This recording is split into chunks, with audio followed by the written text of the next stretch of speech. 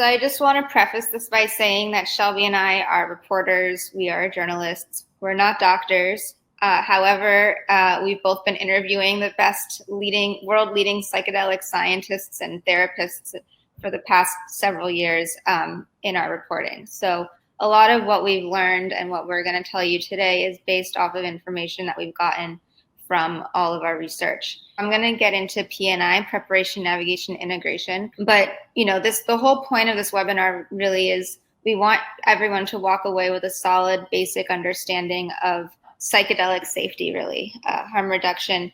To know why you're going into a psychedelic experience, how to get through it if things maybe get difficult or if they're actually really great, and how to integrate it afterward. And we're going to go into more detail about all this in the course that we're coming out with, Psychedelics 101, which is an online video course with not just videos, but all sorts of resources and integration therapies or integration session as well.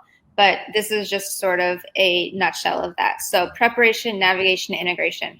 Preparation. So this is if you want to have an intentional psychedelic experience, one that is meant for growth and healing, these are some things that we've laid out. And again, that's not to say that if you kind of have a haphazard psychedelic experience or go into it spontaneously, you're not going to grow or you're not going to heal. But really, we wrote this particular slide for people who are going into it, after having given it a lot of thought. So preparation, know your set and setting. Set and setting, I really want that to be as ubiquitous in our culture and vocabulary as don't drink and drive. That is psychedelic harm reduction 101.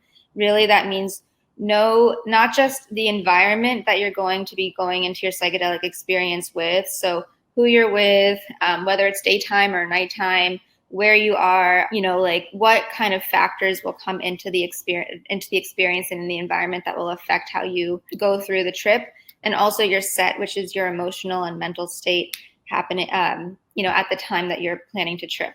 Just to clarify, it doesn't mean you have to be in the world's best mood or super happy or whatever going into a trip. A lot of people, of course, experience healing because they go into the psychedelic experience with things that they want to work out. But just know that, be prepared to deal with the shit if it comes up, really. Set an intention. So ask yourself why you are doing this. Do you want to learn how to be more present in the moment? Do you have anger issues you want to work out? Do you want to contemplate your relationship with your dad? There's all sorts of reasons people go into a trip, and it's very personal. You don't have to share it with anyone. You can, but the idea is to have it be very simple and clear. So throughout the psychedelic experience, if you kind of hit a roadblock, you remember why you're there and why you're doing it, and you can sort of return to yourself and return to your intention. And then especially if you're a beginner, you might want to get a trip sitter. That could be a close friend. There are, underground trip sitters out there too, but really just somebody to supervise you who ideally also has their own experience with psychedelics. So navigation, this is while you're tripping, basically. So it depends on what the medicine is that you're using. And I'm going to leave out MDMA for a second because that's a different story than sort of the classic LSD and psilocybin and so forth. Before you go into the trip, make sure that you're hydrated, that you've had a hearty breakfast, not too full because often psychedelics can make you feel nauseous. And so, especially on the come up, if you just had a whole burrito or something, you might be feeling gross. Don't eat a whole burrito before you trip. Yeah. Just to point out also, psychedelics, LSD, psilocybin, they're physiologically safe. Even if you do have that whole burrito and if you feel nauseous, it's not going to kill you. It's impossible. There's no way that there could be an effect on your body that is dangerous, even if you feel kind of weird and disoriented. So make sure you're hydrated and that you have also that you ate before and that you have snacks available, because especially on the kind of come down of your trip, if you start to get hungry, you may not want to start cooking. So have Cliff Bars, maybe have a prepared salad, something healthy that's going to nourish you. Another thing is music. That it really affects the experience more than you think.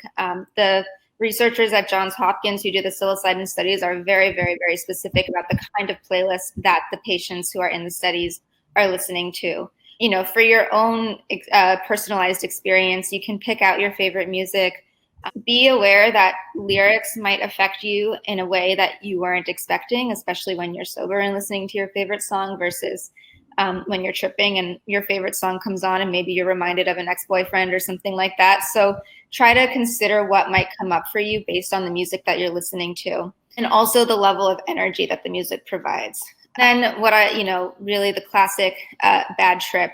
If things start to get difficult, do not call it a bad trip. Don't just write the experience off and label it as a bad trip and think that, that's the end of it. It's a challenge. It is a challenging experience, and during good trips or great trips or transcendent trips, you might also experience bumps along the road. So during a bad trip, and again, we get into this a lot more in the Psychedelics 101 course, but don't label it as such, and just make sure to breathe.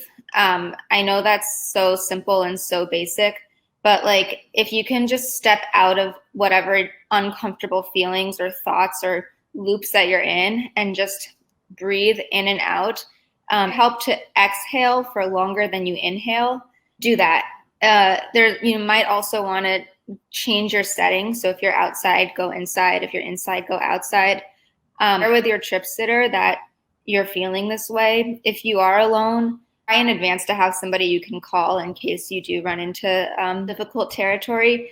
But also, number one thing is do not fight it. Just surrender to what the psychedelic is trying to teach you and appreciate the challenge for what it is. And you might even, at the end of it, feel like it was more valuable than something that was just easy and fun. Integration. So there are a few phases of integration. There's the first, which is the sparkle period, which is in the first couple of days of the trip, kind of like an afterglow where, you're still sort of have the spirit of the psychedelic within you and you're processing what happened. And this is a time that you really want to journal and do things that really help you retain the experience. So, journal how you're feeling afterward, maybe do yoga, do something that helps you get into your body and remember it on a somatic level as well. Potentially you can seek out an integration therapist or an integration circle.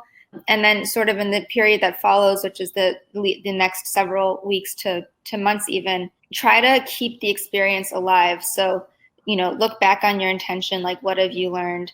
What else is coming up for you? The number one thing that I've learned from integration therapists is to be really curious about what is happening to you in this period. And, how can you keep the experience close to your heart and continue to learn from it? And this is really when the work, when the transformation happens, is not during the trip, but actually in the integration period afterward when you do the work. So I hope that is enough. I want to also make sure that we leave enough time for questions. And if you want me to expand on any of it, feel free to ask in the chat, or you can also email us. And yeah.